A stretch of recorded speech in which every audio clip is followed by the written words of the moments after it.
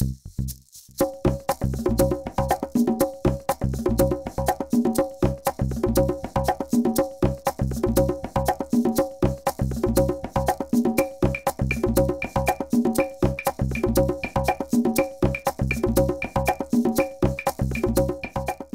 maison familiale rurale La Roche du Trésor poursuit deux activités principales. Une activité dans l'éducation populaire et le tourisme social, et puis un volet plus traditionnel pour une maison familiale rurale, c'est le volet de la formation. L'association a beaucoup d'activités locales, dont quelques exemples. Par exemple, on sert des repas pour les cantines sur les petits villages en périphérie. Ensuite, on a des relations très importantes avec les associations locales. On accueille ici dans nos murs l'association Mélibé qui organise un festival de musique. On travaille en partenariat également avec l'association Famille Rurale qui s'occupe de tout ce qui est loisirs, éducation populaire sur le village.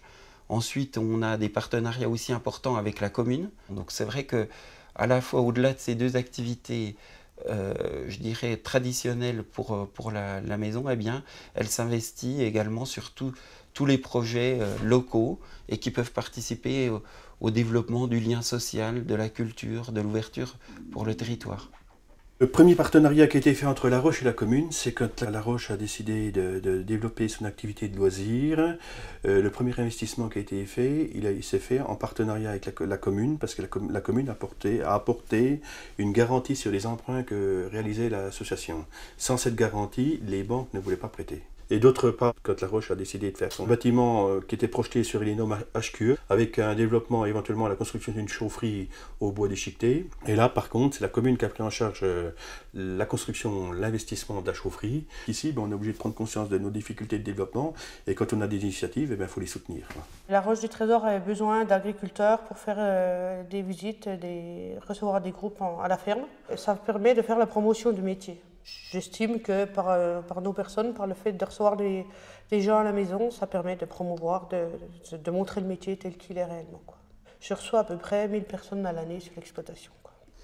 Je me suis formé à La Roche du Trésor, ce choix déjà parce que je suis arrivé ici à Pierrefontaine-les-Varans et c'était aussi le seul organisme de formation qui était donc à Pierrefontaine. En 2005, j'avais le BAPAT, en 2007, j'avais le BPGEPS.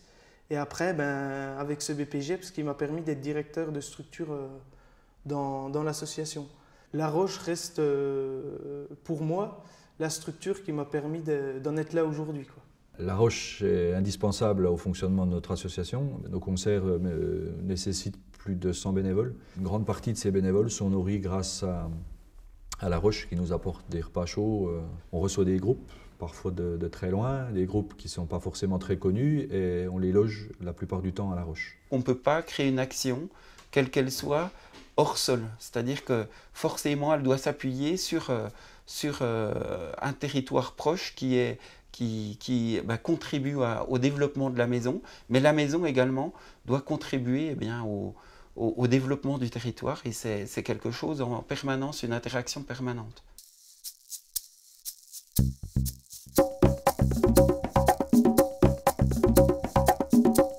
Nous avons mis en place à la Fédération des travaux publics de Franche-Comté un CFA sans mur, et c'est à ce titre que nous sommes en relation avec la maison familiale de Montbozon, à qui nous confions la formation de conducteurs d'engins, de mécaniciens d'entretien. Souvent, c'est nous qui proposons des jeunes en formation, des apprentis que nous avons recrutés ou qui sont venus dans notre entreprise solliciter un accompagnement en matière de formation. Nous avons pu fournir à cet établissement du matériel tout à fait récent, tout à fait performant, parce que c'est vrai que c'est un poste très onéreux que les investissements en matière de travaux publics. Nous les accompagnons aussi sur le référentiel, nous suivons le déroulement de la formation.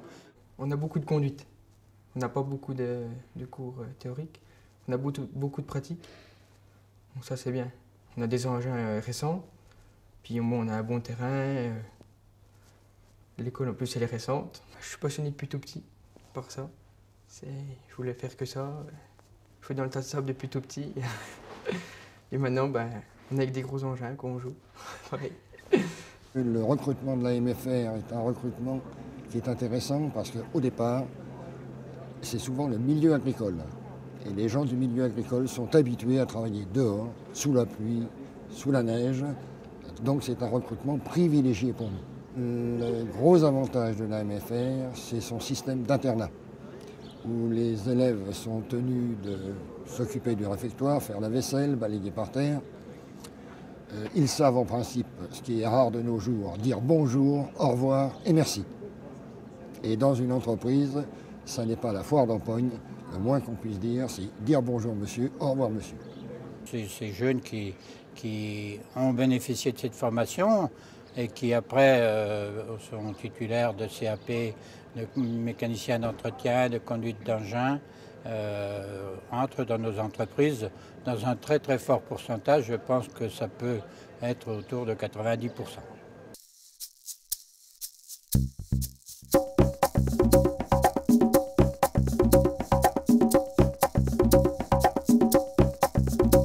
Malheureusement, dans le domaine de l'aide à domicile, nous sommes depuis 5-6 ans en perpétuelle reconversion ou réforme. On a encore d'ailleurs dans l'actualité la réforme de la dépendance qui va nous arriver, donc on va être impacté par cette réforme et ça induit toujours chez nous des conséquences sur la formation des personnels, les qualifications.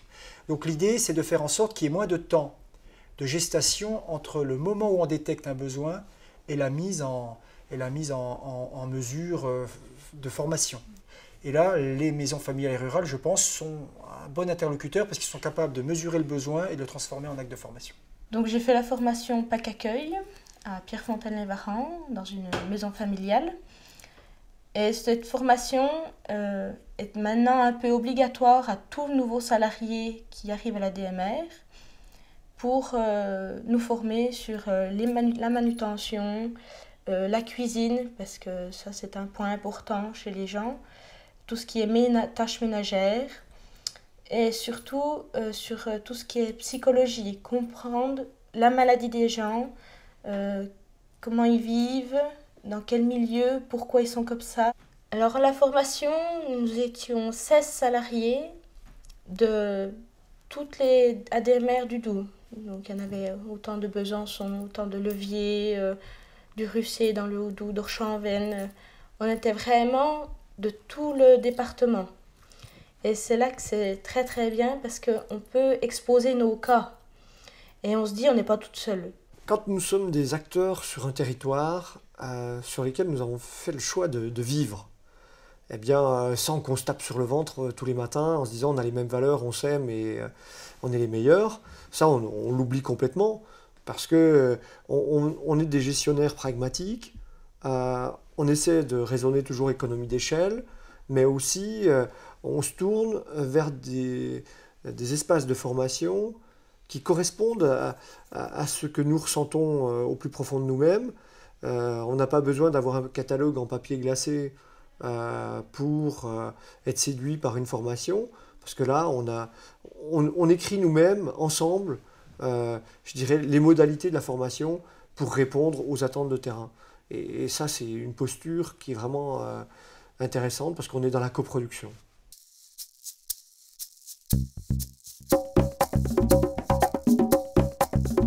L'origine du démarrage de la formation Certifito est née du Grenelle de l'environnement et du plan Ecofito 2018, donc décidé au niveau du ministère de l'Agriculture,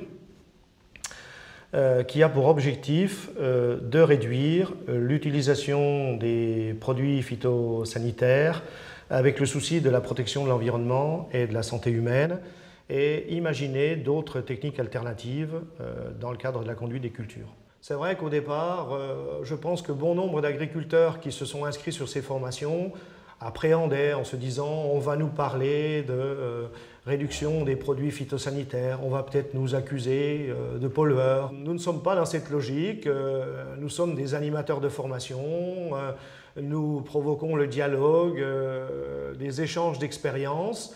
nous faisons réfléchir, nous sensibilisons avec tous nos partenaires, Chambre d'agriculture et Mutualité sociale agricole. Et cette approche de la formation, globalement, leur convient bien. La maison familiale nous avait demandé d'intervenir sur la demi-journée qui concerne la réduction de l'utilisation des produits phytosanitaires. Je veux dire, il y a plus intérêt à la collaboration. D'une part, ça nous permet quand même de mieux connaître les pratiques agricoles. On voit bien aussi qu'il y a des problématiques importantes qu'il faudra résoudre demain si on veut vraiment réduire les phytosanitaires. Les gens en plus sont demandeurs. À partir du moment où on prend du plaisir à travailler avec des personnes, bon, je veux dire, c'est pas un problème demain de remonter des actions, je veux dire, avec la maison familiale. Alors, au niveau de nos contacts avec la MFR, ce qui nous a amené à les rencontrer, c'est qu'ils ont été les premiers à réagir pour les formations certifito au niveau du Jura. Très vite, on s'est bien entendu parce que j'ai senti des gens proches du terrain qui connaissent bien le milieu agricole, qui sont réactifs. Quand on demande une session, on n'en reparle pas 2 mois après, ça réagit bien. Les formateurs sont très appréciés, donc tous ces éléments-là font qu'on a vraiment formé beaucoup de monde et qu'on a fait un boulot ensemble vraiment constructif et intéressant, quoi. Je pense que cet engagement dans la formation certifito est une excellente expérience pour le réseau des maisons familiales. Elle est complémentaire à notre engagement dans la formation des jeunes.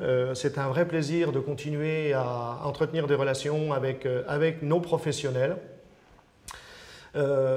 qui quelquefois ont oublié, alors qu'ils étaient élèves, l'évolution de la maison familiale. Et ils se rendent compte que les maisons familiales ont toujours vraiment leur place dans le dispositif de formation et que les maisons familiales sont toujours présentes pour contribuer au renouvellement des générations en agriculture.